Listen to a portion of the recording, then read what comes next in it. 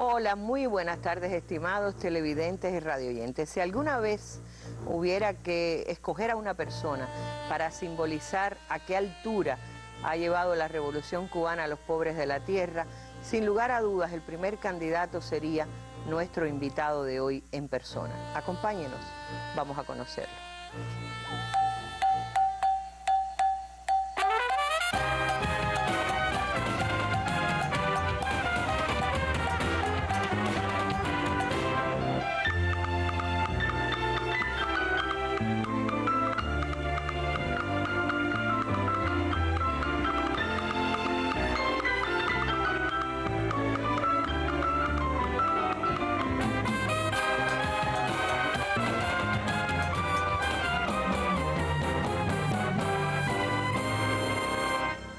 En vísperas de otro aniversario más de que llegara al cosmos, el primer cubano, el primer latinoamericano, el primer hombre del tercer mundo, el general de brigada hoy de la Reserva, Arnaldo Tamayo Méndez, primer cosmonauta cubano.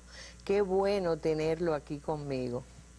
Y yo muy satisfecho, además que eres mi coterránea.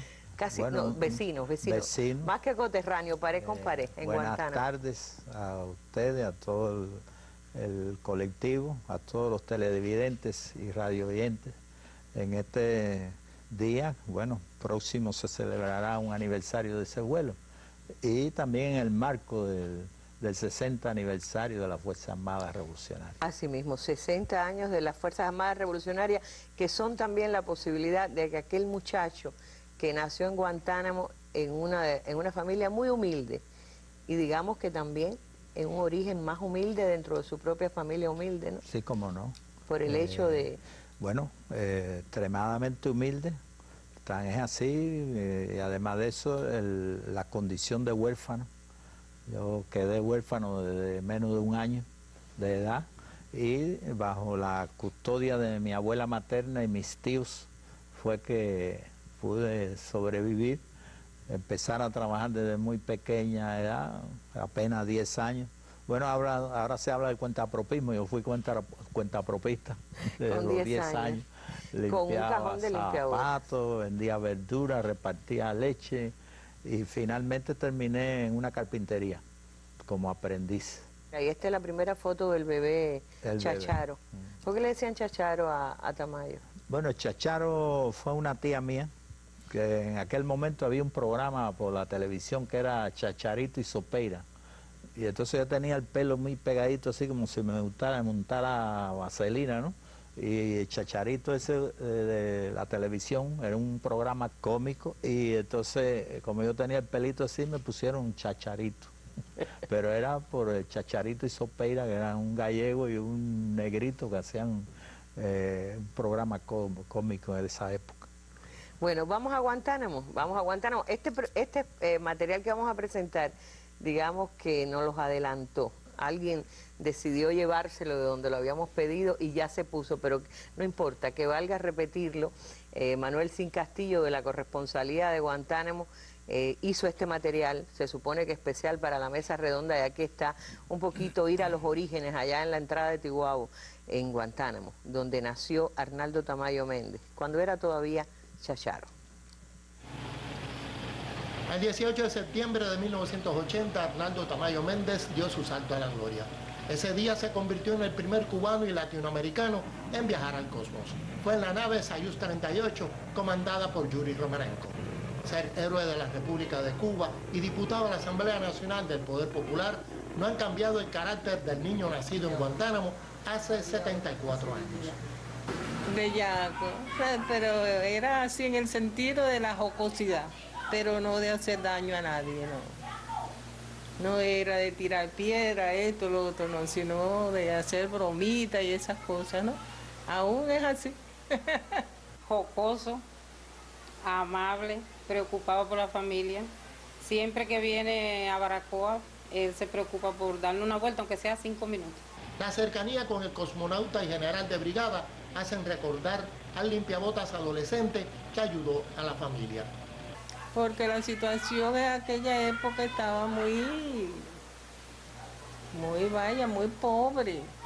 También en la memoria está el recuerdo de cuando la familia fue a Santiago de Cuba a despedir al joven que viajaba a la Unión Soviética. Él lo que quería era ser piloto, pero se le presentó un problema de la vista después y le decían que no, que al final consiguió ser piloto, ¿no? Porque falló un compañero y cuando le volvieron a hacer el chequeo no era tan grave el problema y pudo ser piloto. Ahí comenzó la historia del joven que como destacado piloto se convirtió en cosmonauta en virtud de la incorporación de Cuba al programa Intercosmos. Fruto del apego que Tamayo Méndez tiene además a su tierra natal, es la sala del Museo Provincial Guantánamo que evoca el vuelo espacial soviético cubano. Allí la pieza principal es el módulo de descenso de la Soyuz 38, donde alcanzó fama mundial, esa que no ha hecho mella en su naturaleza sencilla, tranquila, pero a la vez valerosa y jovial. Sin Castillo, Sistema Informativo de la Televisión Cubana. Tamayo ha dicho aquí que se siente honrado, muy honrado, puesto que nuestro partido y nuestro gobierno lo escogieron para ser el primer cosmonauta cubano. Eso no es así. Él, cuando ingresó en los jóvenes rebeldes, cuando marchó junto con otros miles de jóvenes como él a la Sierra Maestra y escaló 5 veces el Turquino como una de las pruebas por la que debían de pasar nuestros jóvenes, cuando se incorporó a las actividades revolucionarias, cuando ingresó en las escuelas, cuando dijo presente al llamado de formar los primeros pilotos, precisamente en el año 61, cuando marchó a la Unión Soviética, cuando regresó a nuestro país, cuando continuó estudiando, cuando continuó superándose. Y cuando mantuvo a lo largo de todo ese tiempo, casi 20 años, una conducta ejemplar, una conducta intachable, una conducta revolucionaria, una conducta comunista, no fuimos nosotros, fue el propio Tamayo quien sí, sin desearlo y sin saberlo, se escogió a él mismo para ser el primer cosmonauta cubano.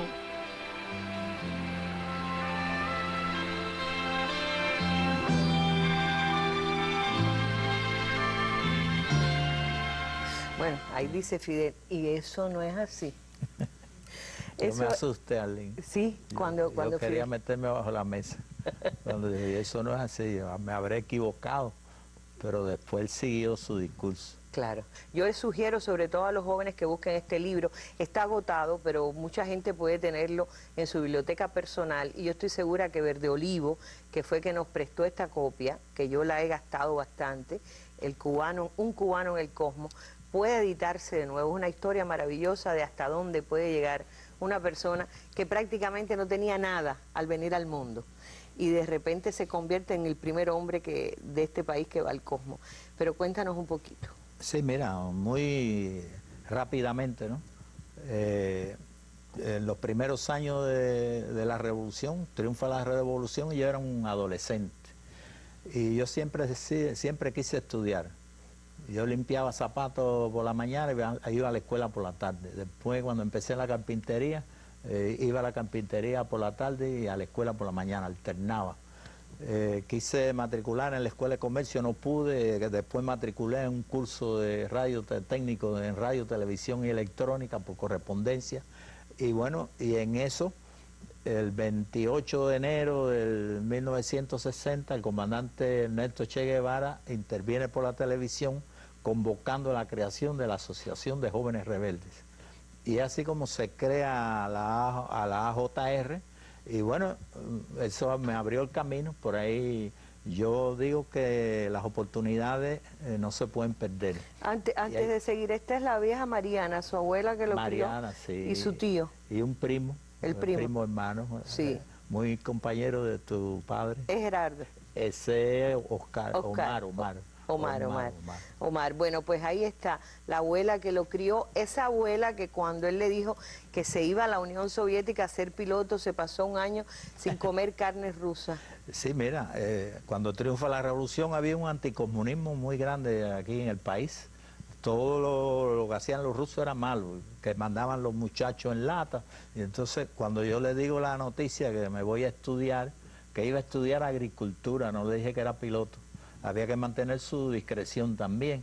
Y en esa época, un abastecimiento procedente de la URSS, de alimentos enlatados, o sea, en conserva.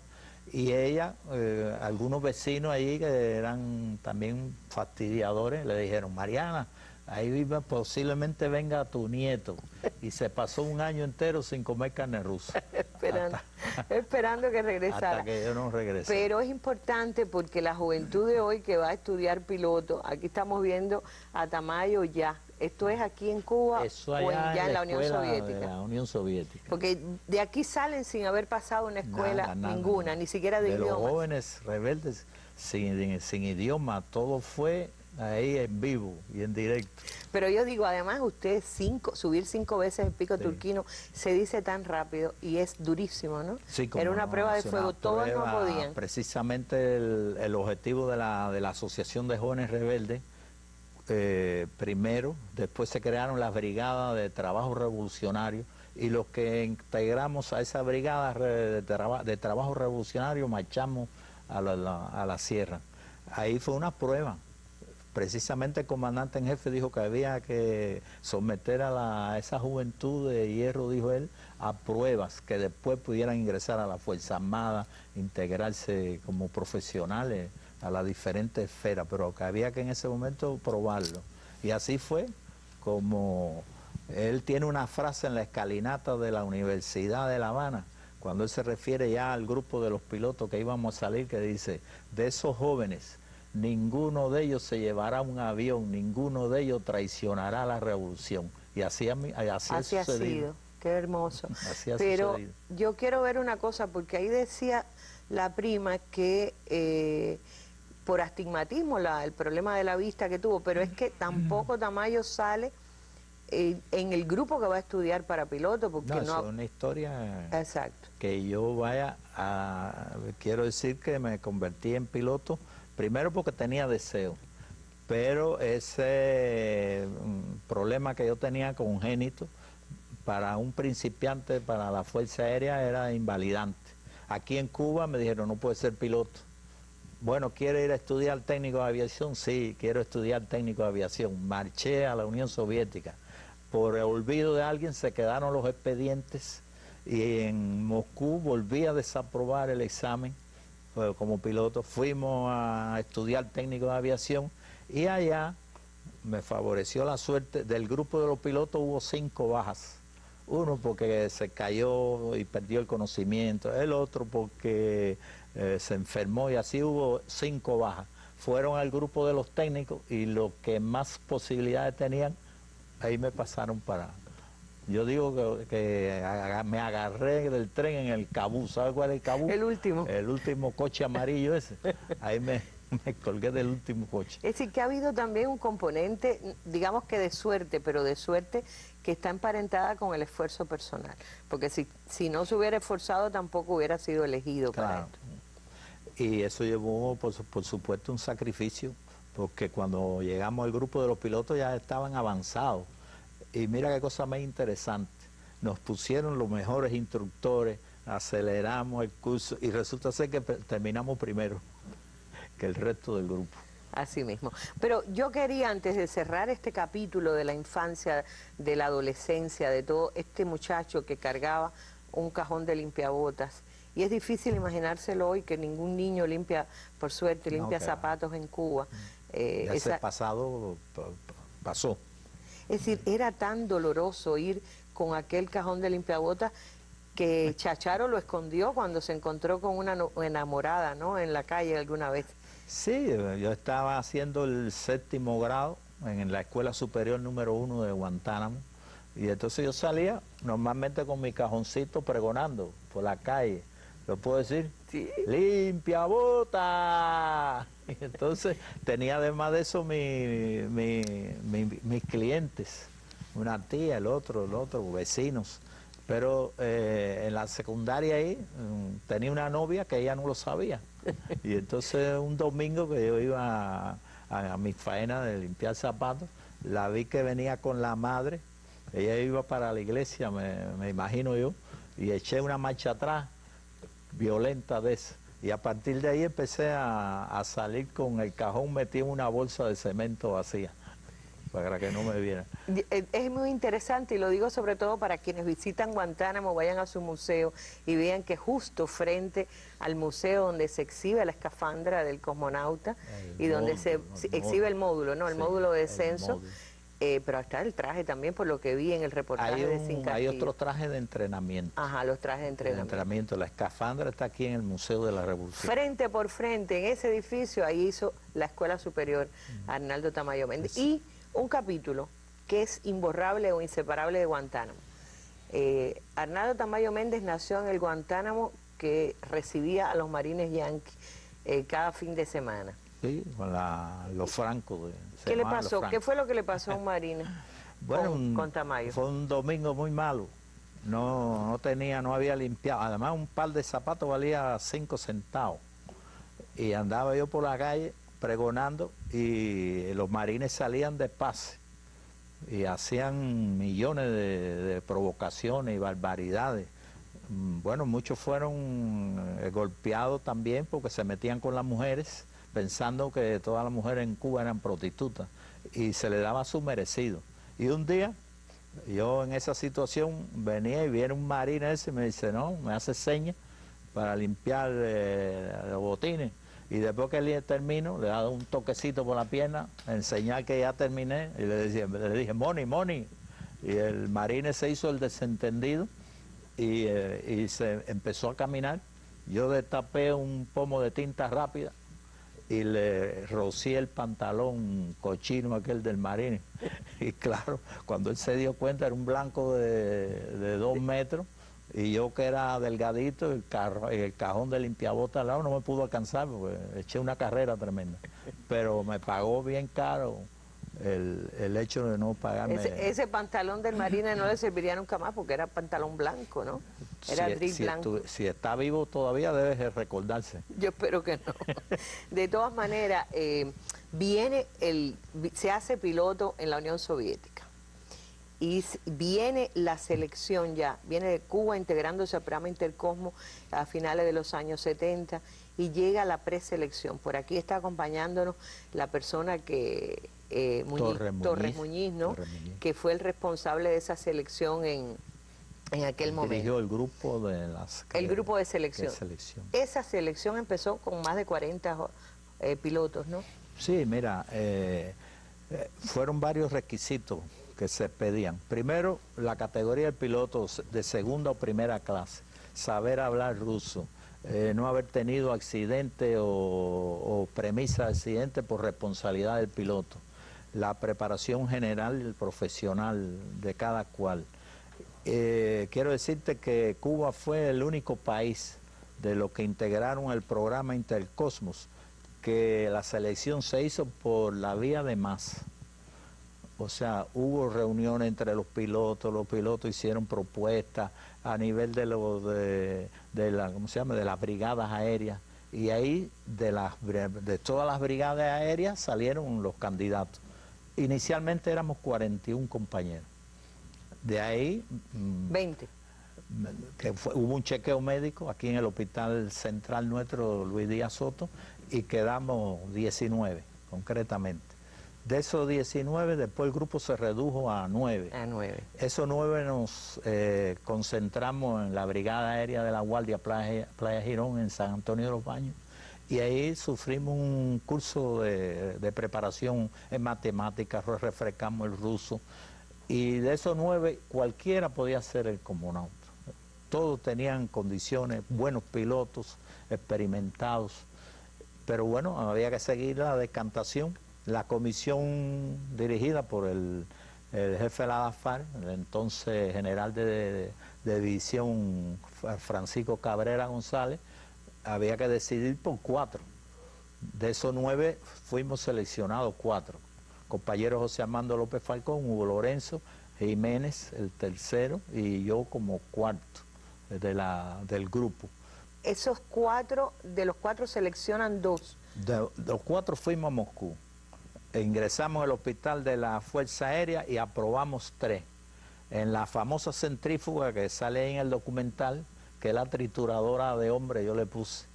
Y entonces ahí el compañero Jiménez no aprobó porque tuvo problemas cardíacos, ahí se presentaron algunos problemas. Aprobamos 3, José Armando, Hugo Lorenzo y yo. Regresamos a Cuba. Esa comisión se volvió a reunir y de los 3 había que decidir por 2. Claro, nosotros ajenos a todas las discusiones que la comisión tenía. ¿Era obligatorio, solo para Cuba o para todo el mundo, que hubiera 2 tripulaciones preparadas? Sí, era un requisito, varios requisitos. Primero, que debían ser 2, porque ya estaba marcado el día, la fecha, era un entrenamiento muy fuerte. Podía haber alguien de los 2, podía enfermarse, podía tener algún problema durante la preparación, y siempre se exige 2. Yo era reserva de José Armando y José Armando era reserva mía. Yeah. En el caso de Gagarin eran 7.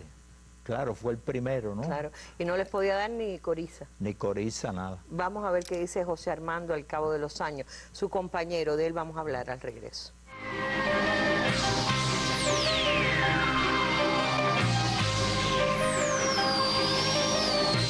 Nosotros realmente teníamos ciertas limitaciones culturales con respecto a las tripulaciones europeas que participaron. Es decir, los europeos, por lo general, y eso nos asombró, que llegamos al planetario, la primera vez que llegamos, en la primera clase introductoria, y las 5 tripulaciones que estaban ahí europeas, todas se sabían 70 constelaciones. Y nosotros, modestamente, nos sabíamos escasamente 2 o 3. Es decir, un pedacito de la Osa Mayor, porque está la estrella polar y porque nos divertía y todo eso, y tal vez Casiopea o alguna de estas, Orión, que uno la ha visto y que le llamó la atención por la película, que la vio de niño o algo de eso. Pero es decir, habían retos culturales. Incluso desde el punto de vista de cualquier asignatura era extremadamente difícil. Los futuros cosmonautas cubanos aquí presentes, en cuyo honor hemos organizado este fraternal acto de despedida y aliento, tendrán la oportunidad de representar dignamente a nuestro país y a todos los pueblos revolucionarios en la singular visita que se prevé al espacio extraterrestre, donde podrán realizar observaciones y experiencias científicas y técnicas de interés tanto para Cuba como para toda la humanidad. En esto hay cosas en las que yo tenía fortalezas, pero hay otras cosas en las que Tamayo tenía fortalezas. Por eso a mí me llama mucho la atención dentro de la broma, ¿no?, del cubanismo, de que la gente piensa que yo estaba mejor preparado, que Tamayo, etcétera. Es una broma. Realmente Tamayo estaba, si no igual, mejor preparado que yo, y eso es honesto. Pero además, desde el punto de vista de la ayuda, sí, él hace énfasis en la ayuda porque él voló, y es honesto porque los 2 nos ayudamos, pero yo también recibí una ayuda extraordinaria de él, igual que la que él recibió mía. Es decir, que había una compenetración muy grande entre nosotros, y yo creo que eso fue incluso reconocido por la parte soviética en aquel momento, cuando evaluaron las preparaciones de nuestras tripulaciones, y además dijeron que desde el año 1973, creo, esa era la primera tripulación que recibía ambas tripulaciones preparadas antes del lanzamiento la máxima calificación. En broma la gente dice que Tamayo voló por determinadas características personales, etc. Yo siempre les digo que independientemente de sus características físicas, Tamayo fue el jefe nuestro cuando nos preparamos aquí en Cuba, no en el año 78, sino desde el año 77 a finales que fuimos preseleccionados, o en el 76 que fuimos preseleccionados, durante el año 77 que fuimos concentrados aquí en Cuba un pequeño grupo, de donde salimos después 4 para ser seleccionados 2. Tamayo fue el jefe de todos esos grupos porque era el de más alta jerarquía y era el que más mando tenía. Además, Tamayo fue mi jefe cuando era jefe de brigada y yo era piloto de línea. Era una persona muy querida y muy respetada.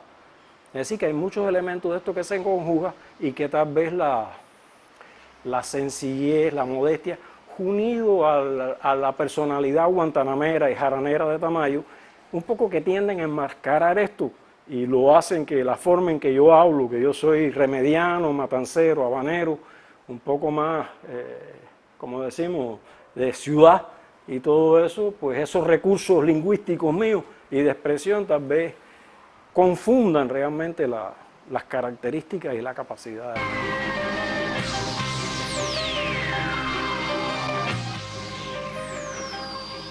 Qué hermoso testimonio, qué hermoso. Igual que en este libro, creo que Tamayo habla a veces más de José Armando López Falcón que de él mismo, por la relación tan linda que se estableció. Él aludía, ahí no hubo rivalidad ninguna. Nunca, no hubo competencia. No hubo competencia.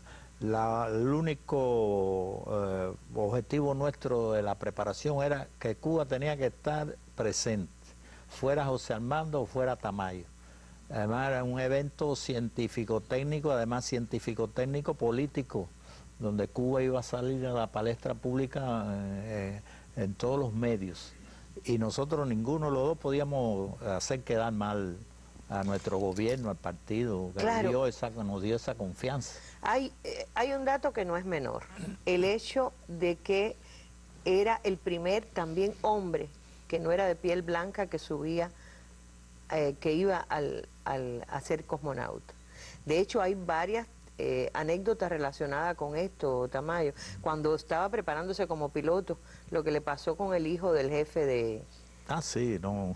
¿Cómo fue? Es una anécdota en la etapa de piloto, ¿no? Estábamos en la escuela de aviación y el instructor mío tenía un niño de unos 7 años y un domingo nos invitó a almorzar a su casa. Y mientras la madre y el padre preparaban el almuerzo, el niño era arriba de mí. ¿Y por qué tú eres prieto así? Y me pasaba la mano. ¿Y por qué tú no te destiñes? Y tú naciste de noche, ¿no? Yo nací de día.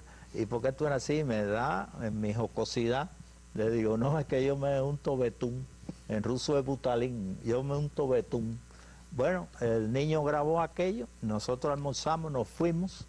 Y por la noche el niño agarró una lata de betún, se lo empavesó para parecerse a mí, se intoxicó porque eso es tóxico y al otro día el instructor vino con una cara y un carácter agrio. Tú fuiste el culpable. Digo, ¿el culpable de qué?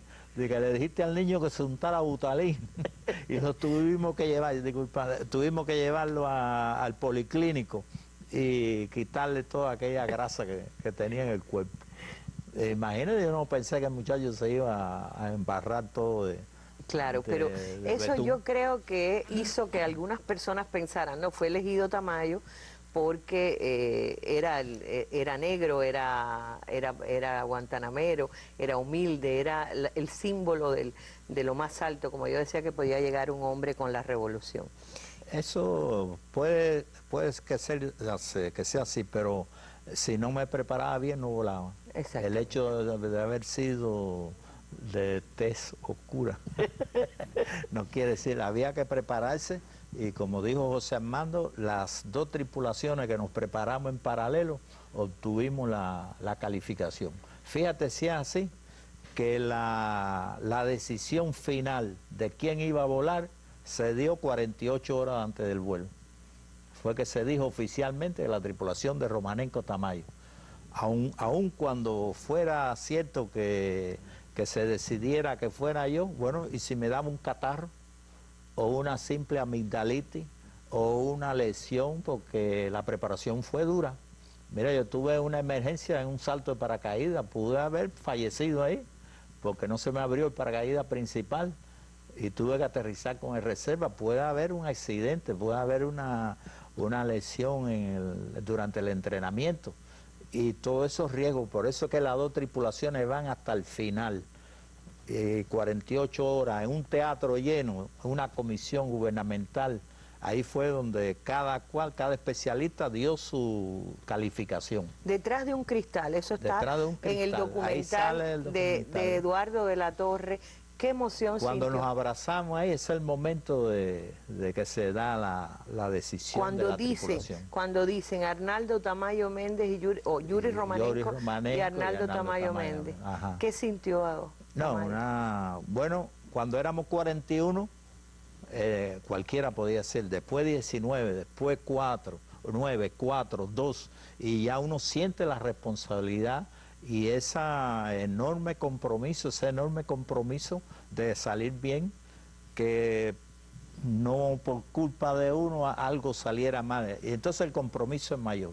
Y por supuesto una gran alegría. Aquí están las dos tripulaciones. Sí, y entonces eso conlleva un compromiso muy grande. Y el piloto que vuela al cosmos es como cualquier especialista que hace su especialización. Los pilotos sentimos volar el cosmos como la cúspide de tu carrera profesional. Por eso es que, bueno, para mí fue un privilegio representar a mi pueblo. Además, en el año del segundo congreso del partido, el vuelo se lo dedicamos al segundo congreso del partido. Y ahí veíamos al profesor Altshuler presentándole a ustedes. Ustedes llevan, es decir, va además cosmonauta investigador. Sí. Llevaba misiones científicas, sí, para las cuales también tenía que prepararse. Vamos a ver el testimonio de Ismael Clark, presidente de la Academia de Ciencias de Cuba. Quiero también de paso rendir homenaje al doctor Wilfredo Torres Iríbar, que no pudimos tenerlo como testimonio, pero que aparece en varias imágenes también del recibimiento y el encuentro, porque entonces dirigía... Era el presidente de la Academia de Ciencias. Era el presidente en ese momento. Pero Ismael Clark también tuvo que ver desde la ciencia y nos da su testimonio para este especial.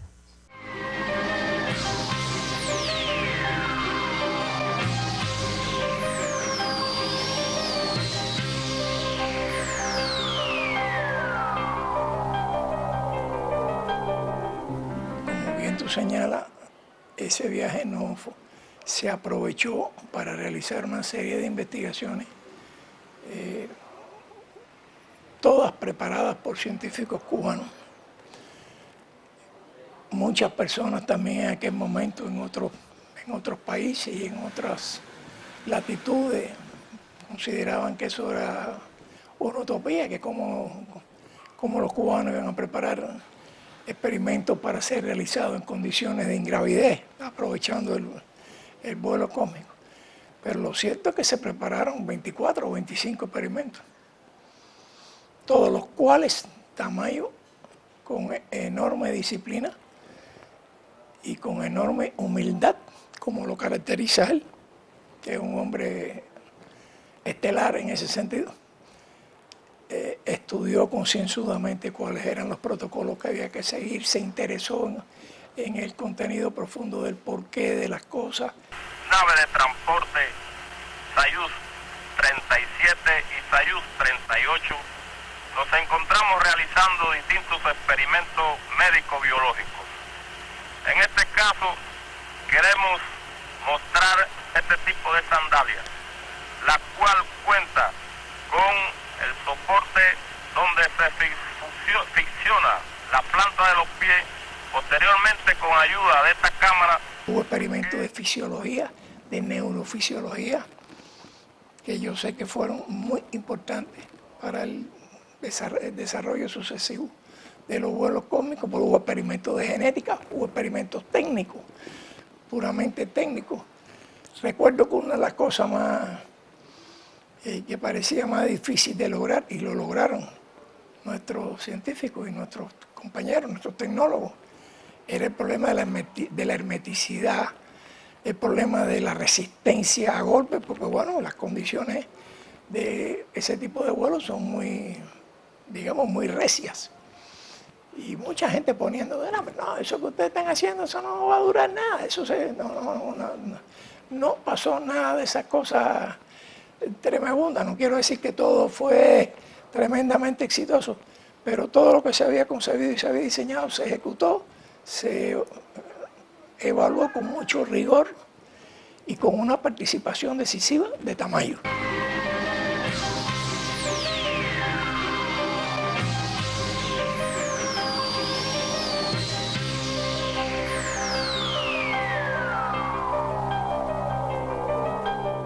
Nada más cuando salir en aquel cohete a esa velocidad, desprendiendo ese fuego terrible, tiene que haber sentido a qué velocidad. Bueno, él sale de velocidad cero, ¿no? A partir de velocidad cero, y aumenta en la medida que toma altura y se reduce la densidad de la atmósfera. Pero son momentos de proceso dinámico muy fuerte. Se te siembra en la silla, que no te puede ni mover porque la aceleración es fuerte, y termina alcanzando la velocidad de 29.000 kilómetros por hora. Pero si uno con un avión sencillo, los oídos suenan. Bueno, sí, a uno en la preparación ya uno se ha adaptado a esas condiciones. Como yo soy piloto profesional también de aviación de caza, eso me ayudó también a soportar las aceleraciones sobre todo. Bueno, yo te hablaba de la velocidad 29.000 kilómetros por hora, ¿no? Es un principio para que una nave se convierta en un satélite artificial que debe alcanzar 8 kilómetros por segundo, que es el equivalente. Altura mayores de 120 kilómetros fuera de la atmósfera.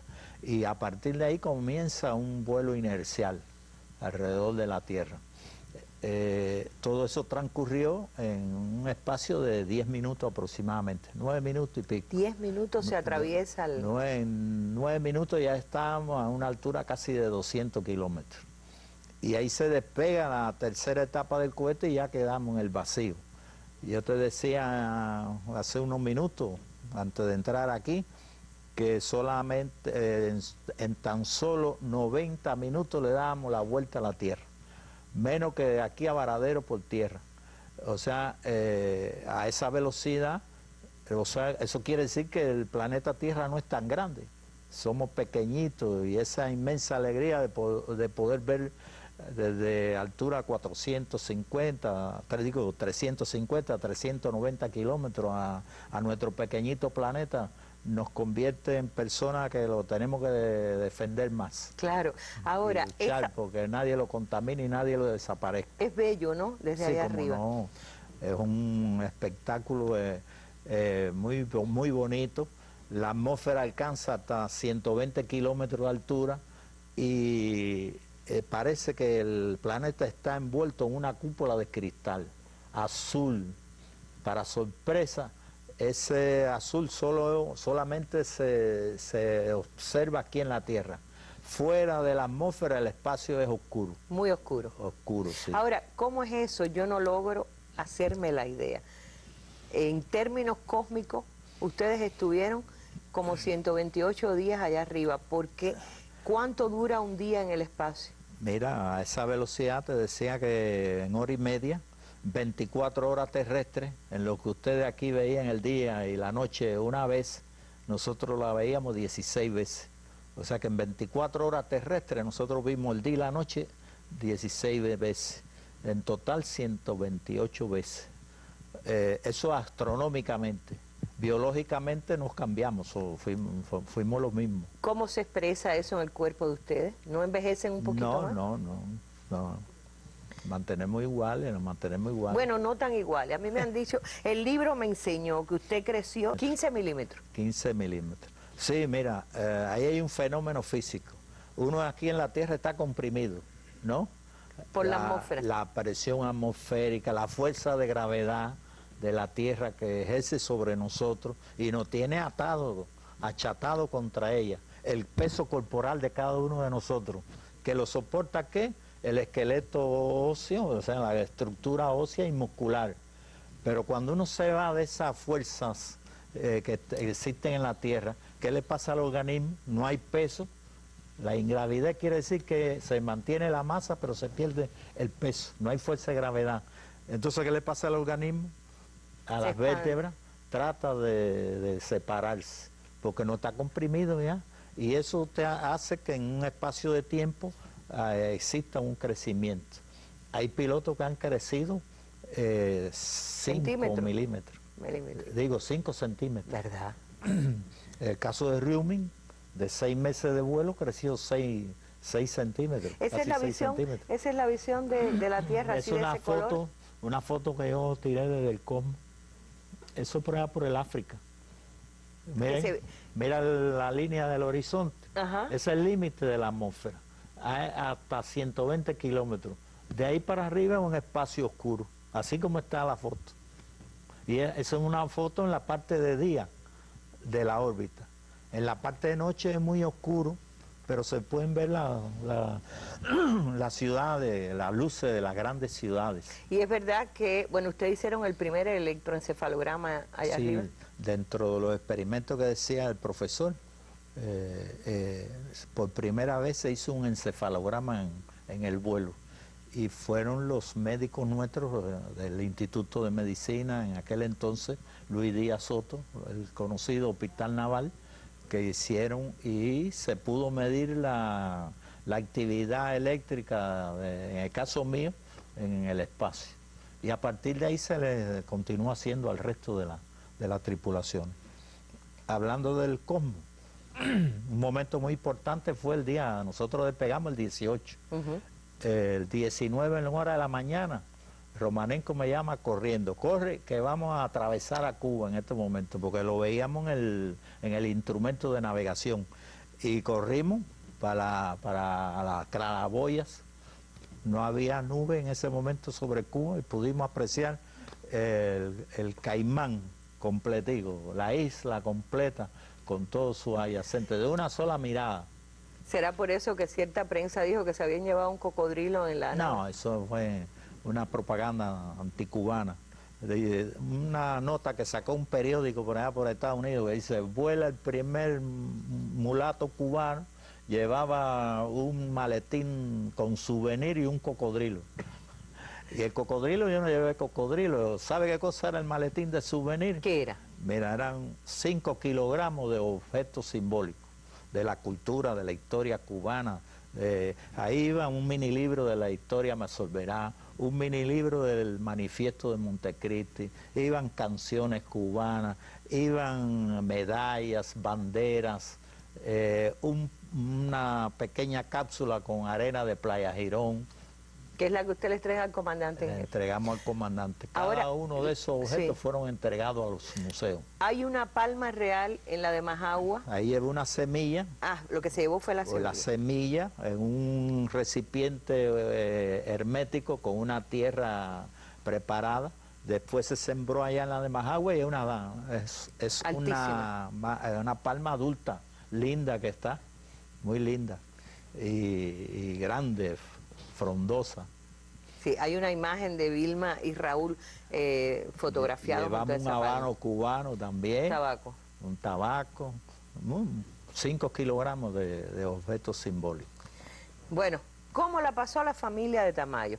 Que era una familia en aquel momento, su esposa, su primera esposa y sus 2 hijos del primer matrimonio. ¿Cómo la pasaron? ¿Cómo la vivieron? Y su familia actual, ¿cómo vive el hecho de ser la familia del primer cosmonauta cubano? Vamos a escuchar los testimonios.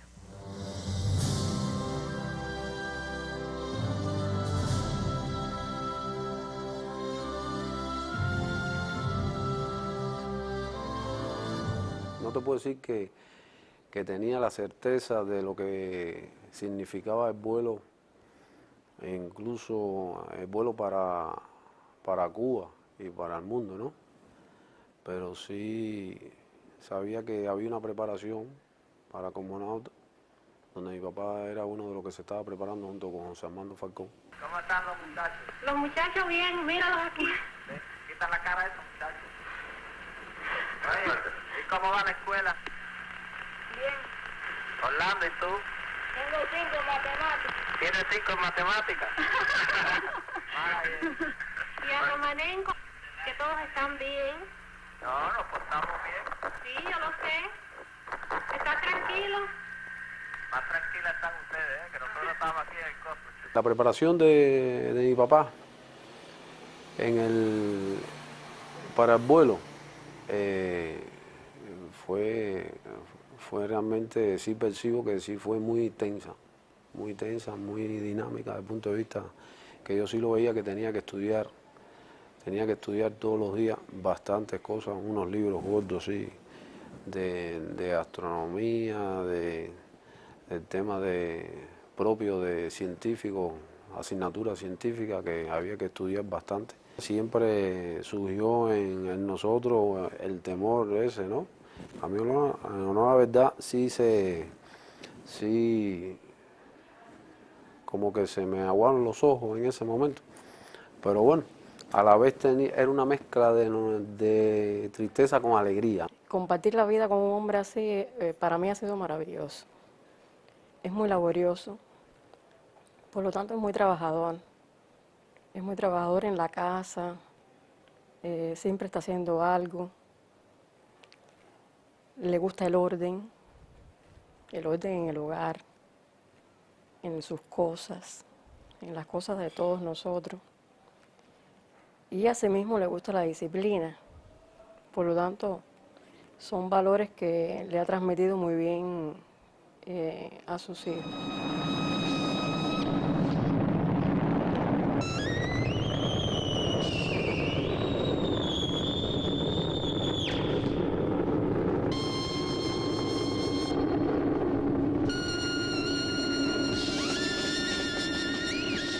La sencillez lo lleva a todo.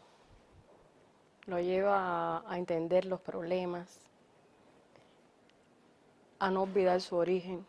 Yo creo que su sencillez está en eso, en que tiene presente de dónde salió y tiene muy claro hacia dónde quiere ir.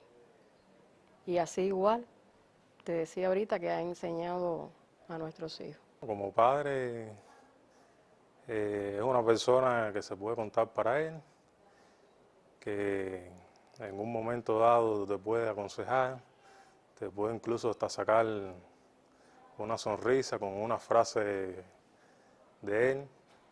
Le gusta mucho andar estar con la familia, reunirse con la familia. Son esas enseñanzas, esos valores, lo que él ha transmitido aquí en la casa.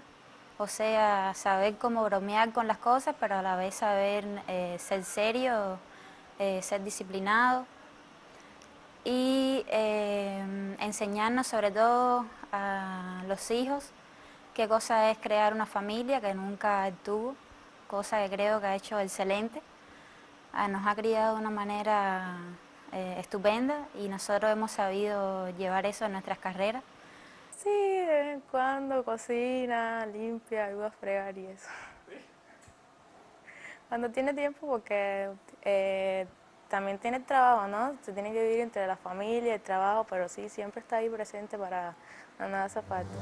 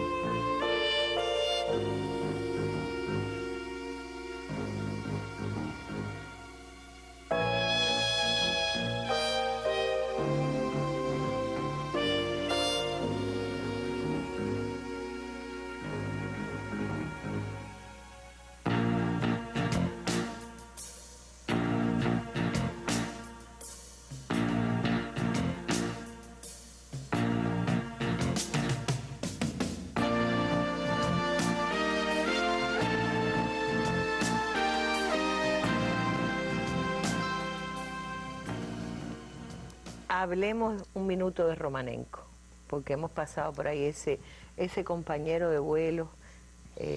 Hermano. ¿Qué ha sido de él? Somos como una familia. Bueno, él se encuentra jubilado ahora. Yo hace poco pude verlo en Moscú, en un tránsito que hice, y ahí nos hablamos por teléfono a menudo, o por el cumpleaños de él, o por el cumpleaños mío. ¿En ruso? En ruso, sí. Ya. Y nosotros hicimos una familia allá en la ciudad estelar y se mantiene ese vínculo de hermandad, de compañerismo. No se ha perdido, a pesar de los años. Y se Él pudieron tiene compenetrar prometido venir ahora de vacaciones en diciembre, probablemente. Así que lo tendremos por acá. Lo podemos invitar a la mesa redonda Sí, que nos hable sí, también. seguramente. Bueno, ya estamos terminando. Vuelve Tamayo a la tierra, que yo recuerdo en el libro que dice que qué cortica fue la estancia en la Salud, ¿no? En la Salud Salud, 6. en el laboratorio. En sí. el laboratorio que estaba en el espacio, donde ya había estado Romanenko Allá anteriormente. había estado anteriormente durante 96 días. Y dice que realmente dolía irse tan pronto después de que fue una preparación tan larga. Tan intenso, tan rígida que fue la preparación, que nos dio toda la preparación profesional, física y psicológica, porque para soportar ese vuelo hay que tener una preparación psicológica también fuerte. Y nada, pronto serán 36 años. Sí. Yo estoy listo, sueño. ¿Volver? Volver. ¿Al cosmos? Al cosmos, pilotear aviones también. Ya nunca más Tengo que conformarme con nunca pasajero. más piloteó aviones. No quiso, fue... No, fue una decisión que se tomó teniendo en cuenta la experiencia de Yuri Gagarin. No me quiero comparar a Yuri Gagarin, ¿no? Pero fue el primero. Pero se decidió... Que murió en un accidente de aviación. Murió en un accidente de aviación. No, y el riesgo, los mismos vuelos espaciales tienen sus riesgos. Bueno, es un riesgoso nacer también. Claro. Hay quien no llega. Y entonces, bueno, eso creo que la decisión fue correcta, de que no siguiera volando más en aviones, sobre todo aviones de guerra. Claro. Que es una técnica muy complicada y muy riesgosa. Muy riesgosa. Ahora, después me dediqué a otro trabajo que me gustó mucho. Dirigí mucho tiempo la asociación de, ¿cómo se llama? Patriótico Militar. Patriótico Militar. La SEMMI. La SEMMI, Sociedad de Educación Patriótico Militar. El trabajo de educación patriótico con los niños, con los jóvenes, fue interesante. Yo aprendí mucho de los niños, de los muchachos. Se aprende mucho con ellos. Después también su labor internacional con la Asamblea Nacional. Después trabajé 16 años en relaciones exteriores del MINFAR. Ahora estoy de asesor del Ministerio de las Fuerzas Armadas. Y ahora, bueno, sigo en mis labores. A mí me llama mucho la atención en este libro, que yo insisto en recomendárselo a los jóvenes, Un cubano en el cosmos. Yo espero que Verde Olivo vuelva a hacer otra edición, porque fue muy cortica, yo creo. Es una edición de solamente 4.000 ejemplares que se agotó totalmente. Ahí habla de las acciones en el espacio de los norteamericanos sin ningún prejuicio. Incluso yo decía, los cosmonautas soviéticos, el cosmonauta cubano, ¿creen realmente que los americanos alunizaron? Porque eso ha sido puesto en duda muchas veces. ¿Cuál es su relación con los cosmonautas de otros países, incluyendo los norteamericanos? Mira, nosotros se creó una asociación que se llama Asociación de Astronautas y Cosmonautas. Ahí todos los países que han volado están representados. Y se hace un congreso anual, de cuyos congresos, a los cuales yo he participado en 3 de ellos. Y nos tratamos, nos transmitimos experiencias. El programa de la Luna, bueno, se ha dicho muchas cosas, pero eso es un problema que se ha buscado la NASA, con mucha gente contraria que tiene con la NASA. Realmente han aterrizado a la Luna 12 o 13 norteamericanos. Desde el Apolo 10, después la Apolo 11, la Apolo 12, la 13, parece que el numerito no es bonito. No. La Apolo 13 no pudo alunizar, la Apolo 14, la Apolo 15 y la Apolo 16. Y se han monitoreado por instituciones internacionales que tienen que ver con el... Y está confirmado que sí, que se alunizaron. De alrededor de 13 norteamericanos han pisado la luna. Bueno, se me acaba el tiempo, no quiero que se me acabe, pero termina.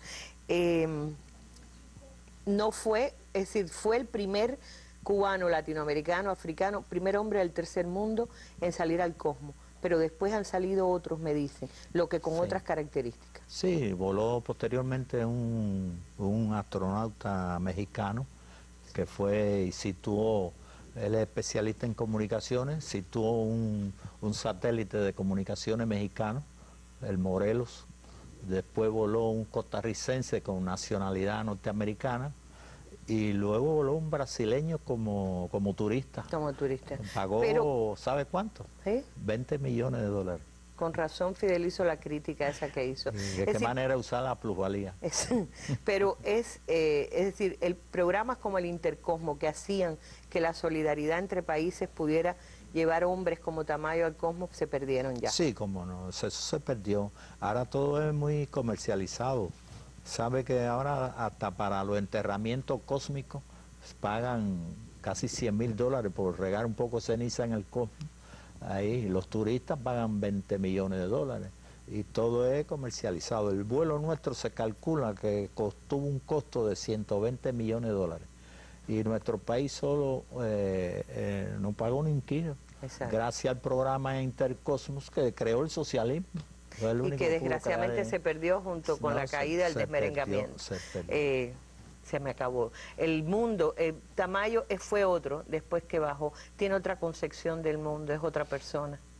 Bueno, soy el mismo, luchando porque haya paz, porque el cosmos no se use con fines militares, sino con fines pacíficos. Es un peligro muy grande usar el cosmos con fines militares.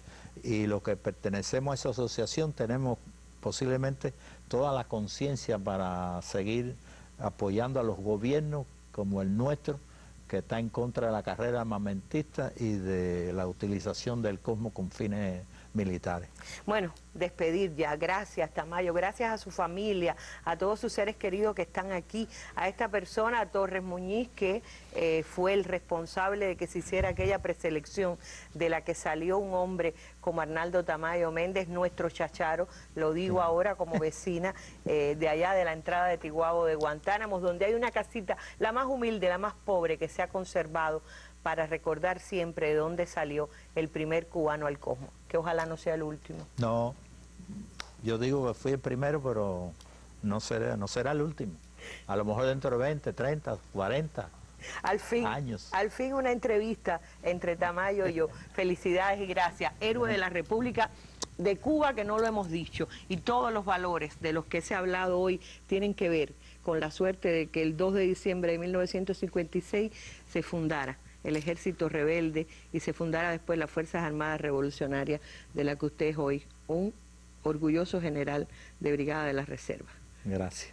Qué orgullo. Gracias a ti, al programa, que me hayan invitado en estos 2 aniversarios, el 60 y el 36 aniversario, 60 de la Fuerza Armada y 36 del vuelo.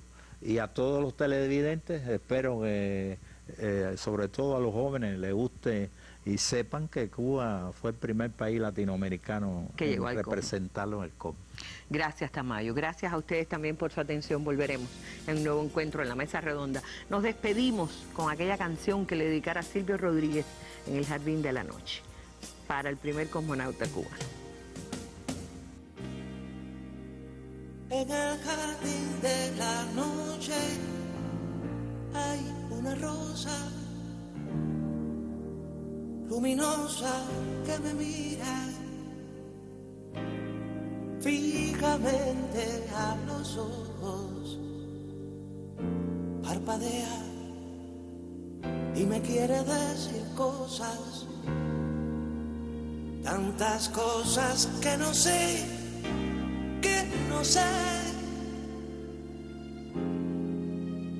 y es cuando alargo los brazos para llevarle mis manos tan abiertas que casi me siento llegar.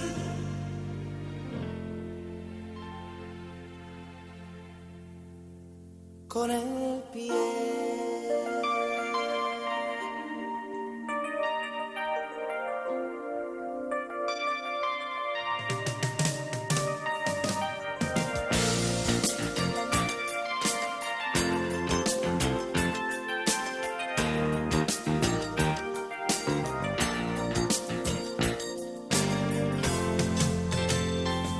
Pero yo quiero ser de noche el dueño de los ojos, de la altura y de fundir